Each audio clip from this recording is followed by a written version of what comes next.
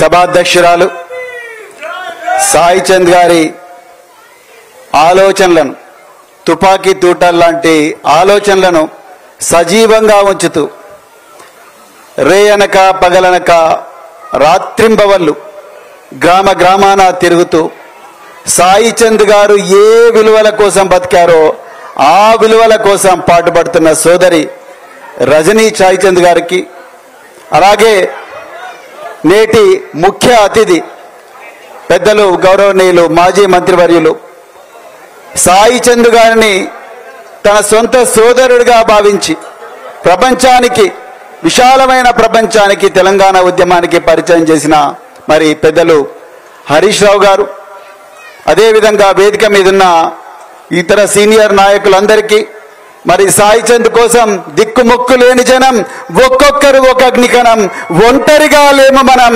కోటి కోట్ల సేనమని నినదిస్తూ కొడంగల్ నుంచి కోదాడ దాకా, అలంపూర్ నుంచి ఆదిలాబాద్ దాకా ఈరోజు ఎన్ని కష్టాలున్నా, ఎంత నిర్బంధం ఉన్నా, ఎన్ని ఈసడింపులున్నా, ఎన్ని అవమానాలున్నా ఇక్కడికి వచ్చిన మీ అందరికి కూడా మరొకసారి హృదయపూర్వక పాదాభివందనాలు. మిత్రులారా, ఇంతకుముందు సోదరి చెప్పినట్టుగా నేను సాయి చంద్ గారిని సర్జిఖాన్పేట గ్రామంలో బాబాసాహెబ్ డాక్టర్ బిఆర్ అంబేద్కర్ గారి విగ్రహావిష్కరణ సభలో రాత్రి 12 గంటలకు కలిశాను. నిజానికి విగ్రహావిష్కరణ సభలు ఒక 7 గంటలకు మొదలై 8 గంటలకు క్లోజ్ కావడమో, లేకపోతే ఉదయం 11 గంటలకు మొదలై 1 గంటకు క్లోజ్ కావడం జరుగుతాయి. నన్ను ఆ రోజు ఆహ్వానించిన ఒక సోదరుడు తూంపల్లి అశోక్, ఆ అశోక్ గారిని అడిగాను, ఇదేంటయ్యా మీటింగు రాత్రి 12 గంటలు కాదంటే ఆయన అన్నాడు, సార్ సాయి చంద్ వచ్చిందంటే రాత్రి 3 గంటల వరకు 4 గంటల వరకు కూడా జరుగుతాయని ఆ రోజు తన గొప్ప పాటతోని, ఆలోచన విధానంతోని, పాట మరియు మాట రెండిటిని కలిపి ఒక బార్లేలాగా, ఒక గద్దరన్నలాగా, మరెంతో మంది గొప్ప గాయకుల్లాగా సాయి చంద్ గారు అక్కడున్న ప్రజలందరినీ కూడా మరి సమ్మోహితులు చేసేవాడు.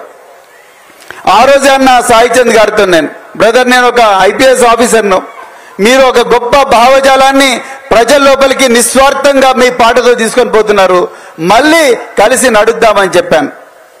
దాని తర్వాత సరిగ్గా 2 సంవత్సరాలకు ఈరోజు బాబాసాహెబ్ అంబేద్కర్ గారు ఏ చదువు వల్ల అయితే మరి ఎక్కడో అణిచివేయబడ్డ వర్గాల్లో పుట్టి క్లాస్ రూమ్లోకి పోతే కూడా, ఆయన బోర్డు ముట్టుకుంటే కూడా వివక్ష ఉండే రోజుల నుంచి చదువుతోనే కొలంబియా యూనివర్సిటీకి బరోడా మహారాజ్ సహకారంతో పోయి చదువుకొని వచ్చి రాజ్యాంగం రాశారు.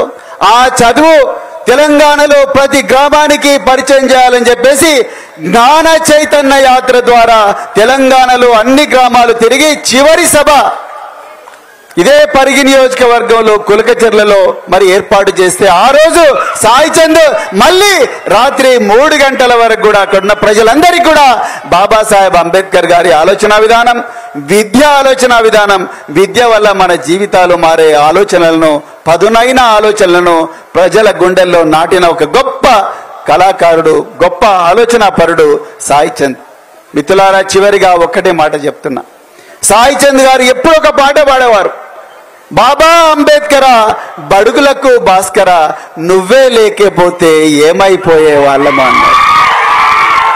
నువ్వే లేకపోతే ఏమైపోయే వాళ్ళమో, మళ్ళీ ఆ మూతికి ముంత, నడుముకు చీపురు కట్టుకొని బాంచాన్ కాలు మోక్తానే బతుకులే ఉంటుండే, కానీ బాబా అంబేద్కర బడుగులకు భాస్కర మా అందరికీ ఒక దారి చూపించినవయ్యా అని రాజ్యాంగాన్ని పట్టుకుంటాడు.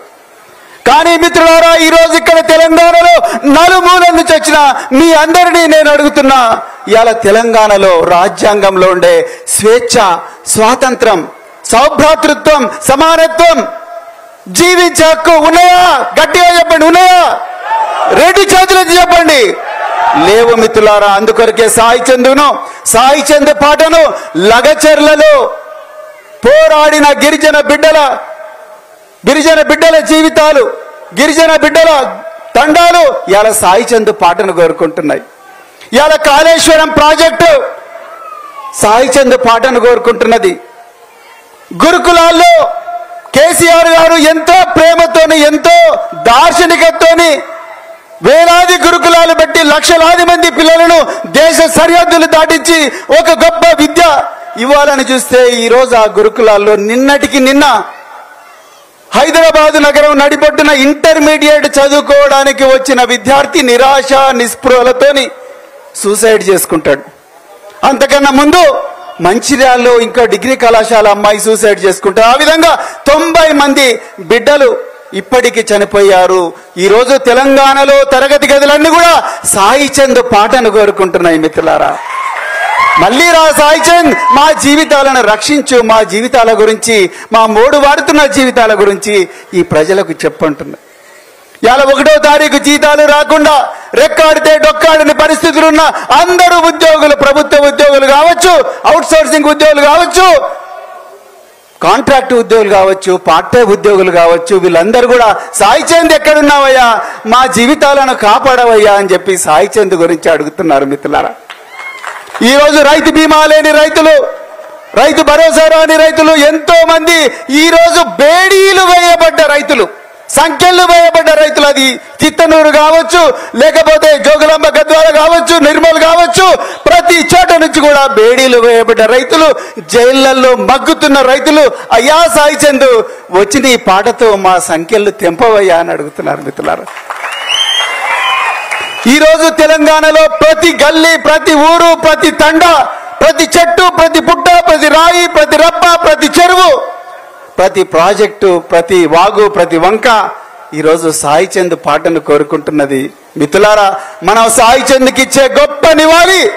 ఈరోజు ఆయన ఏ విలువల కోసం బతికిండో, ఏ రాజ్యాంగం విలువల కోసం బతికిండో, రాజ్యాంగంలో ఉండే స్వేచ్ఛ కోసం బతికిండో, జీవించే హక్కు కోసం బతికిండో, ఆ జీవించే హక్కును కాపాడుకోవాలంటే మనమందరం కూడా ఈ దుర్మార్గపు ప్రభుత్వానికి వ్యతిరేకంగా పోరాటం చేసి సాయి చంద్ను మళ్ళీ కాపాడుకోవాలని చెప్తూ మరొక్కసారి మీరందరూ కూడా మరి ఎంతో అభిమానంతో ఈరోజు సాయి చంద్ గారి విగ్రహావిష్కరణకు వచ్చినందుకు మీకు మరొక్కసారి హృదయపూర్వక ధన్యవాదాలు చెప్తూ, జై తెలంగాణ, జై భీమ్, జోహార్ సాయి చంద్.